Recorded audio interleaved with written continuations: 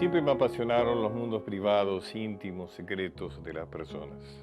Quizá porque allí buscaba una explicación para esta circunstancia tan arbitraria y tan azarosa de estar vivos. Y las busqué y busco sobre todo en aquellas personas que parecen haberle encontrado un sentido a sus existencias. Estas entrevistas forman parte del extenso archivo de diálogos sostenidos a lo largo de años, con personalidades muy destacadas, tanto nacionales e internacionales, del mundo del arte, de la cultura, del pensamiento. Algunas de ellas nos siguen alumbrando con sus vidas y sus obras, afortunadamente. Otras, lamentablemente, nos enriquecen, nos siguen enriqueciendo, pero desde la memoria. Debo confesarles que para mí fue un gran placer participar de estos encuentros con personas que admiro, que tuvieron la generosidad de abrirme sus misterios, sus infortunios, sus esperanzas. Espero que ustedes también sientan lo mismo al ver estas entrevistas en este ciclo de Canal Encuentro.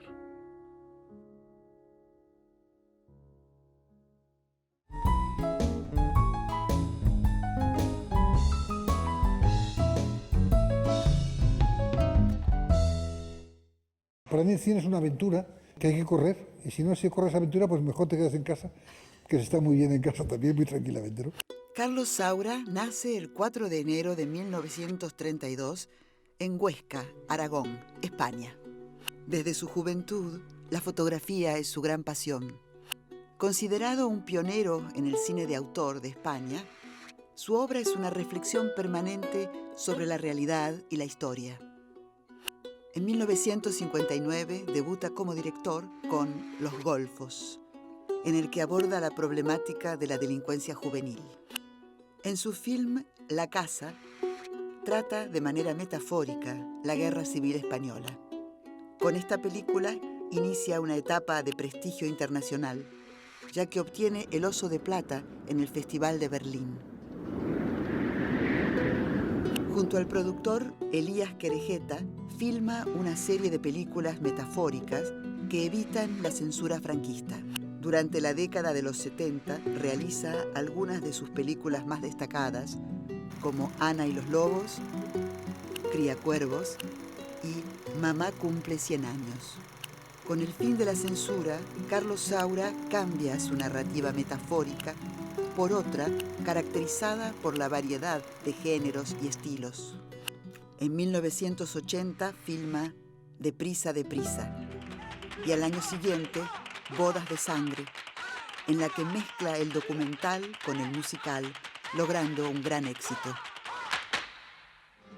Despierte la novia, despierte. Ay, Carmela, rodada en 1990, narra, en tono tragicómico, la vida de unos actores ambulantes durante la Guerra Civil. ¿Y esto? Mire, la bandera no es nuestra, se lo juro. Nos lo habían prestado para hacer un número. Un número que no tenía ni gracia, ni chiste, ni Cristo que lo fundó. Deja en paz a Cristo. Sí, señor. Tiene mucha repercusión entre el público y la crítica y es galardonada con 14 premios Goya. Saura filma ininterrumpidamente durante toda su vida y obtiene gran cantidad de premios internacionales. Fados, su último largometraje, fue estrenado en el año 2009. Considerado el más vanguardista de su época, Carlos Saura ha creado un universo fílmico con una personalidad inconfundible.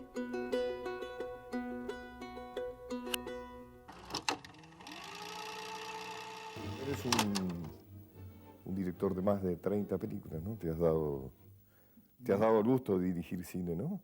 Un milagro, ¿no? Cuando empecé a hacer cine, cuando hice Los Golfos en el 59-60, bueno, fíjate lo que he llovido ya, y como fue una catástrofe, porque la censura la trituró y todos los vaticinios eran negativos, pensé que ya nunca más haría una película, ¿no? Luego hice una segunda, pensé que nunca más haría la tercera, Hice la tercera, pensé, de verdad, que nunca más. Y luego ya pensé que, bueno, que a lo mejor sí seguiría haciendo cine y ya está. Y ya tres veces ya dejaba de ser un milagro, ya Pues era sí, pues un poco, casi sí. un hábito. Claro. Sí, sí. A mí me encantó una declaración tuya cuando terminó el franquismo, que dijiste, bueno, ahora voy a poder hacer el cine que quiero hacer, ¿no? Que antes tú habías sentido algo, por decir algo así, como una especie de responsabilidad ética, de hacer de alguna manera un cine que, aunque sea muy metafóricamente o demás, hablaba de la dictadura, ¿no?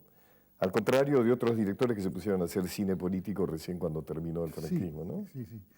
Sí, bueno, eso yo supongo que es algo que suele suceder, porque compañeros míos decían, no, yo no haré nunca cine mientras esté aquí don Francisco Franco, ¿verdad? Nuestro dictador eminente, no haré cine. Cuando se muera, entonces ya veremos, ¿no? Se murió Franco y no hicieron cine nunca. En algún momento leí una declaración donde decías que si hubiera sido por España hubiera filmado mucho menos de lo que filmaste. Si hubiera sido por mi país, Claro. no hubiera filmado nada, ¿no? Nada. Ajá. No, yo creo que no. Ya la primera película mía fue ya de unas complicaciones enormes, ¿no? No sé si lo he contado alguna vez, que llevamos un guión que tendría, pues, no sé, 90 páginas al ministerio y bueno, y cuando volvimos nos dijeron, no se puede hacer la película. Cuando volvimos allí tenía 60 páginas dobladas. Las que no. Que son las que no. Las que sí estaban Apenas enteras. las 2/3 partes. No. Ajá. Entonces discutimos ahí con la persona. ¿Cómo era la experiencia? Uno llegaba y estaba un censor y uno discutía con el censor. No, verás, era más complicado porque tenías que pedir audiencia casi, ¿no? Entonces te recibían, entonces había una especie de secretario o director general de cine, no recuerdo el nombre, ¿no? Que era el que, como veníamos de la escuela de cine y tal, pues nos recibía, si no, tampoco nos recibía nadie, ¿no? Bueno, y recuerdo que tenía el guión ahí y le dijimos, hombre, así no se puede hacer la película, es imposible, ¿no? ¿Cómo vamos a hacer esta película con 60 páginas anuladas? Además es una película inocente, que era verdad, ¿no? Y entonces este hombre abrió el cajón que tenía en el despacho, ¿verdad? y sacó una pistola, la puso encima de la mesa, así, ¿eh? Sí, sí. Iba con Estoy una dispuesto camisa a de estas... discutir Sí. hasta un cierto Sí, sí. punto. Iba con una camisa, no digo el nombre porque pues, no quiero decirlo, iba con una camisa de estas moradas, de estas de hábito, ¿no? De hábito de religioso, ¿no? ¿Ah? Este hombre, ¿no? O sea que... Pero no era religioso.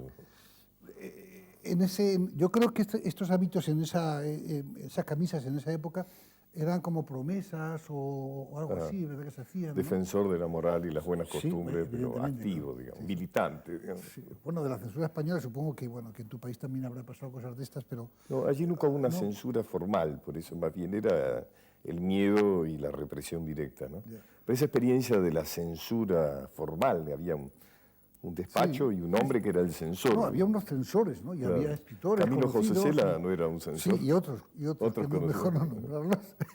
Y otros escritores conocidos, ¿verdad? Sí, también. Que sí, que estaban allí, tenían un sueldo, a lo mejor no ejercían como censores, yo ahí no me meto, ¿verdad? Sí, a lo mejor se justificaban diciendo que eran pero había una comisión menos rigurosos que otros. Claro. Y además tú sabes, Pacho, que había dos tipos de censuras. O sea, que había una censura previa al guión, que era a las intenciones, ¿no? Claro. Y luego una censura posteriori a la película terminada. Y casi siempre la película terminada, la censura era mucho más benévola. Porque ellos pensaban que habría muchas cosas más peligrosas en el guión, ¿verdad? En el escenario, que luego en el resultado final. O se quedaban deslumbrados O por ahí la te imagen. podía pedir que cortaras un plano o que Sí, pero subieras un ya cosas escote. muy concretas, ¿verdad? Pero en general eran más permisivos, ¿no? ¿Y la censura se centraba más en el aspecto sexual, erótico o en el aspecto ideológico, digamos? No, yo creo que el ideológico era fundamental. Era ¿no? fundamental. Y luego el sexo, bueno, la iglesia, el sexo y el ejército, bueno, todos los grandes pilares de las estructuras de nuestros países, ¿verdad?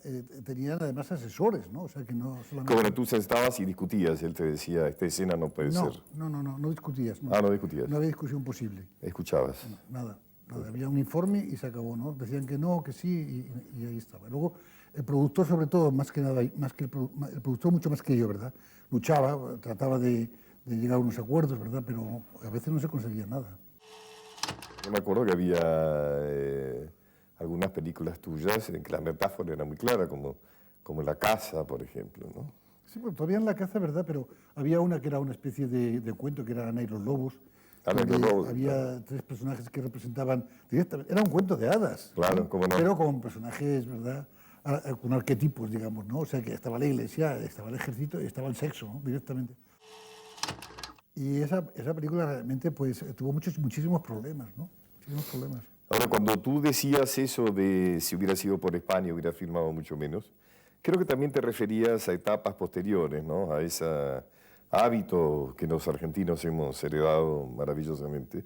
Y es algo así como la dificultad del reconocimiento, ¿no? Sí, lo que pasa que no sé, supongo que Argentina es igual. Uno se acostumbra a eso, ¿no? O sea, que tiene que aceptarlo como una condición inevitable de vivir en un determinado país, que es España, ¿no? O sea, que uno ya sabe que aquí en cuanto uno descuida un poco le dan con el martillo. Cuidado, no saques la cabeza. No debes sacar la cabeza. No, yo he dicho eso y lo sigo diciendo todavía, ¿verdad? Y es que, por suerte, mis películas se ven en el mundo entero, ¿no? De alguna u otra manera se ven. Entonces, eso me permite a mí tener una libertad muy grande, me ha permitido siempre tener una gran libertad a la hora de hacer un proyecto, ¿no? Pero si hubiera sido solamente por España, seguramente hubiera hecho muy poquito cine, ¿no? Tú dirías cuáles han sido las constantes de tu cine? Decíamos, bueno, la época del franquismo ha sido más claramente un rechazo al autoritarismo y un rechazo a los prejuicios, ¿no? A los prejuicios morales, entre comillas, que daban base, ¿no? Al autoritarismo. El autoritarismo generalmente se basa siempre en principios supuestamente altruistas, ¿no es cierto? De cuidar que el ser humano no se desvíe, en fin, que no vaya por la mala senda, ¿no? Pero ¿cuál te dirías que han sido como las constantes de tu cine, ¿no? No sé, es difícil Es difícil. Para mí es muy difícil. Lo único que puedo decir es que siempre que hablo de mi cine, ¿no? Pues sale este tema, el tema de la censura, el tema del franquismo, que es verdad, ¿no? Y yo siempre digo que bueno, que sí, que estábamos obligados, de alguna manera, a contar las historias dando un poco la vuelta, ¿no? Porque no se podía contar, evidentemente, las historias directamente. Yo no podía hablar de la guerra civil española directamente, pero podía hablar metafóricamente o dando una pequeña vuelta, ¿verdad? O con elementos simbólicos y tal. Pero es que yo debo decir que coincidía eso y ha coincidido con mi forma de ver cómo se debe hacer el cine, cómo yo quiero hacer el cine, ¿no? O sea que a mí he hecho una película que se podría denominar costumbrista, ¿verdad? Pues he hecho Los Golfos, varias, ¿no? En Madrid de vez en cuando. Pero en general mi cine no es tan realista en ese sentido, ¿no? O es de un realismo mucho más amplio, digamos, ¿no? Más imaginativo, ¿no? Tú tenías una madre pianista, o sea que, bueno, has tenido un hermano, Pintor. uno de los pintores más famosos de España, ¿no? Antonio Saura, más destacado. Y tú comenzaste con fotografía, recuerdo, ¿no es cierto? Sí, y sigo siendo un fotógrafo. Sigue siendo ¿eh? fotógrafo. Un fotógrafo amateur. Ajá. Pero sigo siendo fotógrafo, sí. Además eres un melómano, ¿no? Además la música, eso se traduce en tus... Además has hecho musicales, y podría decirse groseramente. Sí, claro. Has hecho varios musicales, ¿no? Flamenco, tango, etcétera, ¿no? Sí. Yo suelo decir que siempre he hecho musicales. Siempre has hecho musicales. En las películas más de ficción, aparentemente que no, porque la música ha sido siempre para mí esencial en la verdad, dentro de la película, ¿no?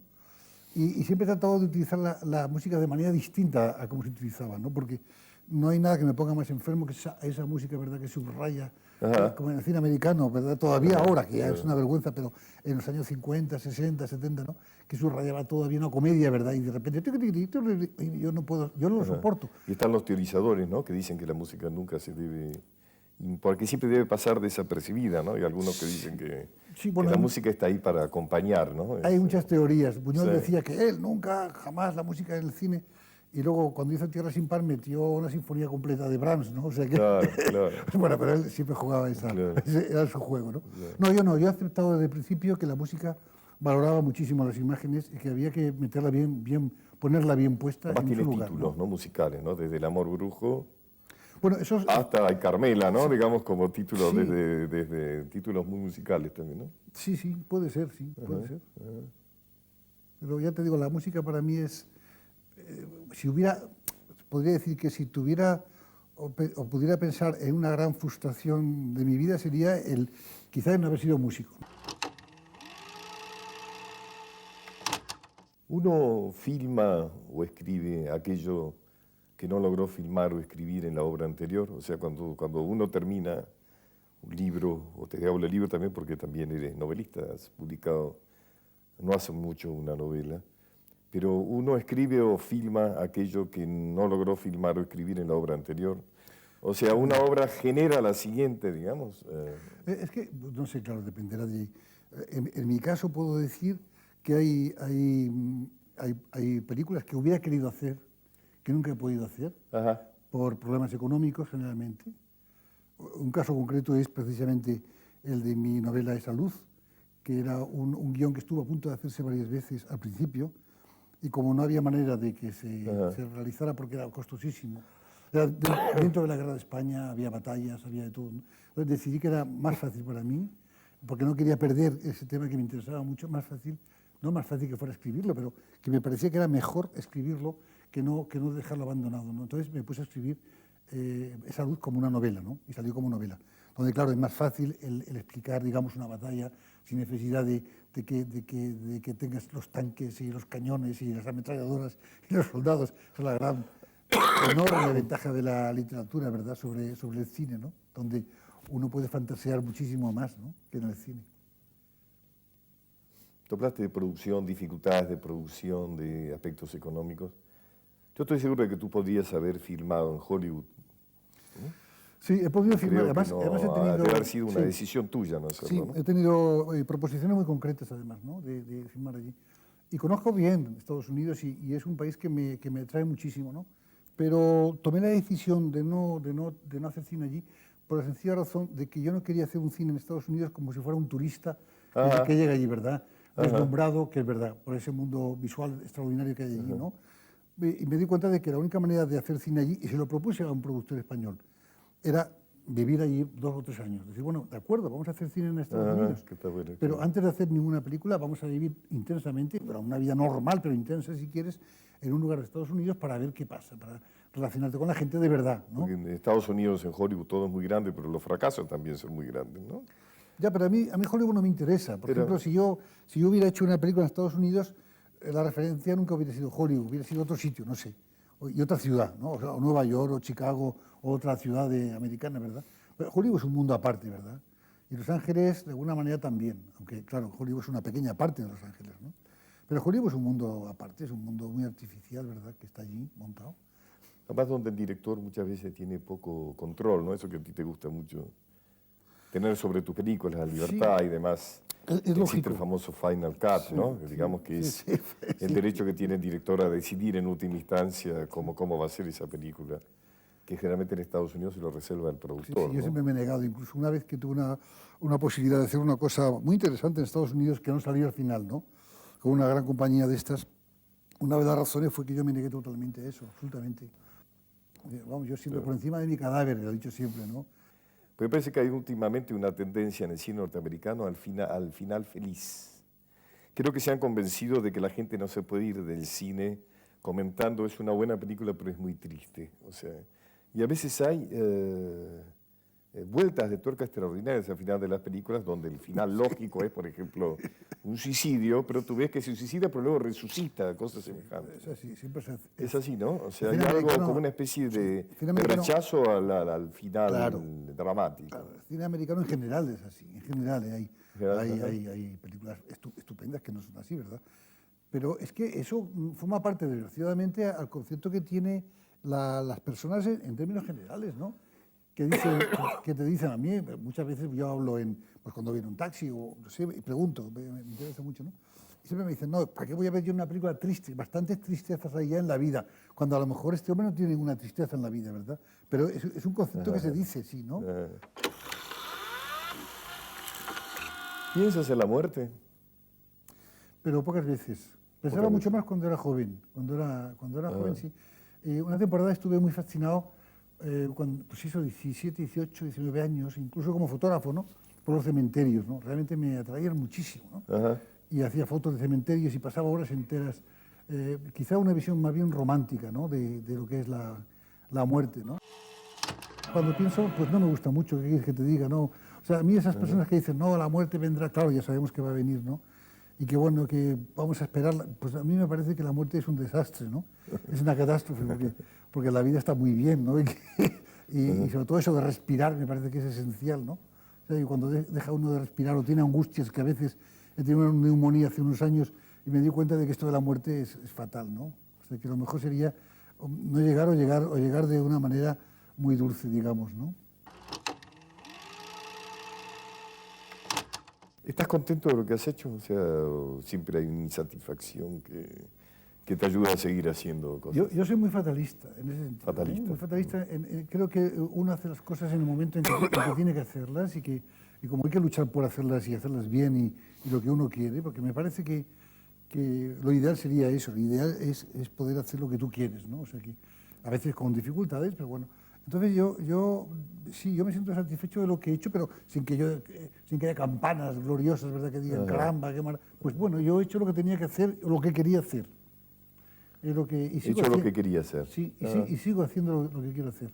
En eso he sido un poco drástico, ¿verdad? O sea, que siempre he tenido la fortuna, la suerte, no sé qué es, ¿no? La posibilidad de ir haciendo aquello que más me gustaba, ¿no?